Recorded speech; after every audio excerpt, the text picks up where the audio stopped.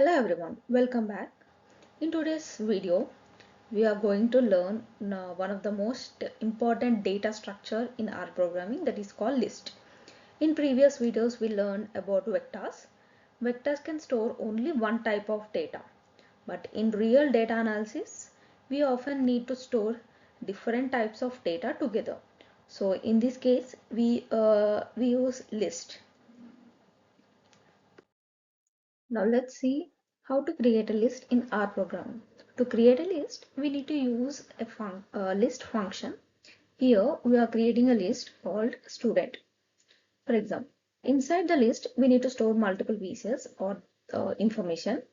First, we need to store the student value, student values like name, age, marks, and past status. Now we stored the student age, which is numeric, and name is a character, marks using a vector, and finally we store whether the student passed or not using a logical value true or false. This example shows how list allow us to store different types of data together. Now let's see how to access elements inside a list. There are different ways to access the list elements of a R program. The first method uses the dollar operator.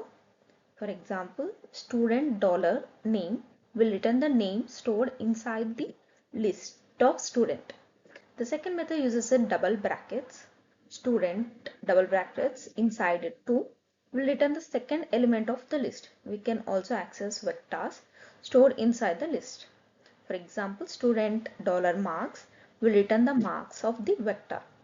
So list allow us to access elements using both names and the positions. Next, a list can also contain another list inside it. That is called nested list in R. In this example, we are adding a new element called address to the student list. Inside the address list, we stored the city and the country. This type of structure is useful when working with complex data, where information is organized into multiple levels.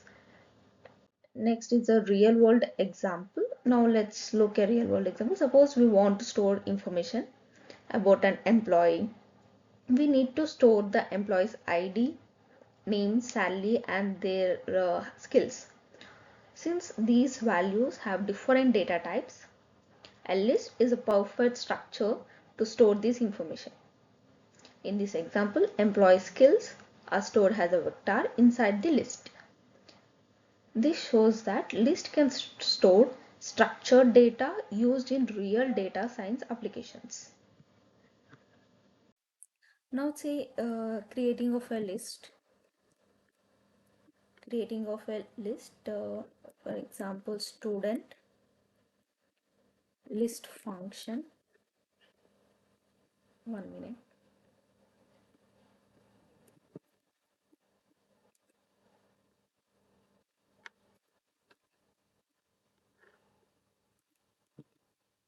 Name,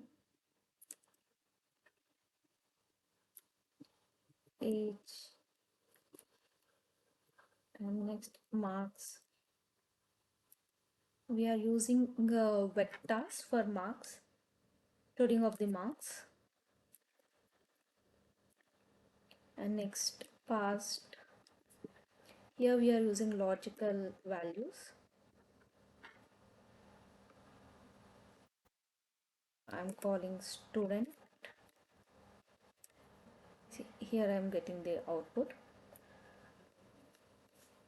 Next, accessing of the elements.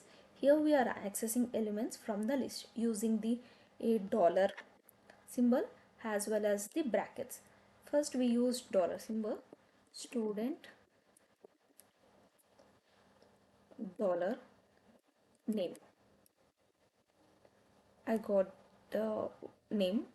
Next I'm marks. So marks output is 85, 88, 99. Next we use brackets using double brackets. Student The output is 22. Next, we modify the values. Student, we modify age,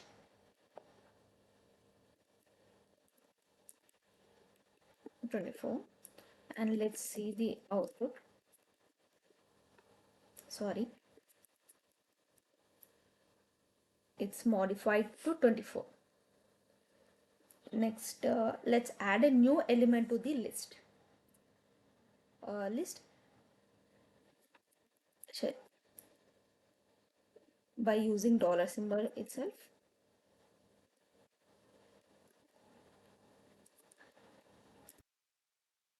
Student.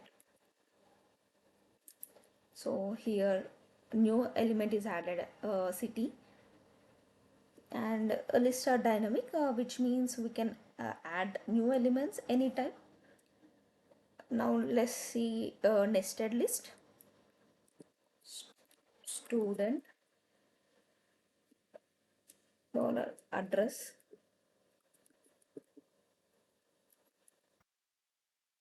list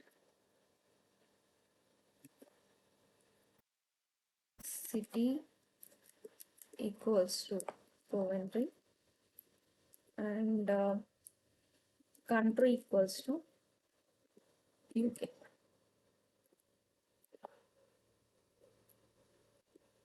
Now let's call the student. See, this is nested one. This is called a nested list where a list contains another list inside it. So today we learned about list in R programming, including how to create a list, accessing a list, elements, and modifying the values, and creating a nested. Lists are extremely useful for working with the complex data. So this uh, this is about a list. Thank you.